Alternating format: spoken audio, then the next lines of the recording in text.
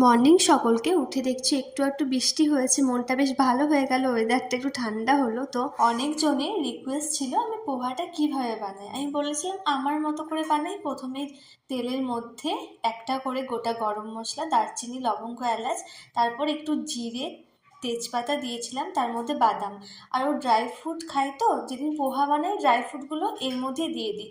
Almond থাকে আর কাজু থাকে। তো এরপর পেঁয়াজ, ক্যাপসিকাম আর লঙ্কা কুচি, আর বাড়িতে গাজর ছিল, গাজরও কুচি দিয়েছিলাম।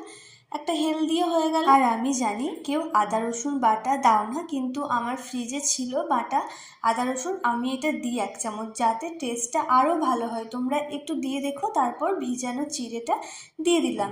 এরপর দিয়ে দেব এক এক করে হলুদ, কাশ্মীরি লঙ্কার গুঁড়ো, লবণ স্বাদ মতো আর মিষ্টি স্বাদ মতো।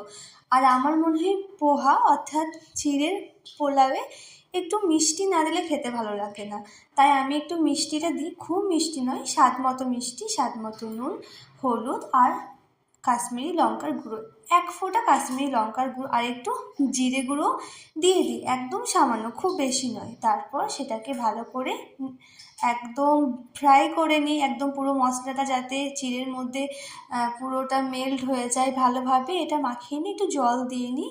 তারপর জল দিয়ে আরও 1-2 মিনিট মতো সেটাকে খুন্তি দিয়ে ভালোভাবে নাড়িয়ে নিই। মানে একদম যেভাবে তোমরা রান্না করো, আমি জানি সবাই করো, কিন্তু 2-1 জন আমাকে চেয়েছিলে যে কিভাবে আমি বানাই এই পোহাটা। আর আমার একজন বান্ধবী, খুব ক্লোজ ফ্রেন্ডও চেয়েছিল। তারপর একটু ধনেপাতা ছড়িয়ে দিলাম উপর থেকে।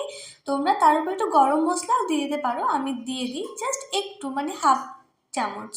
এবার আমি আর একটু ভালোভাবে নাড়িয়ে, মানে পুরোটা মিশিয়ে ধনেপাতা আর গরম মশলাটা, তারপর আমি ঢাকা দিয়ে গ্যাসের ফ্লেমটা অফ করে দিই। হয়ে গেল আমার টেস্টি টেস্টি পোহা ব্রেকফাস্ট।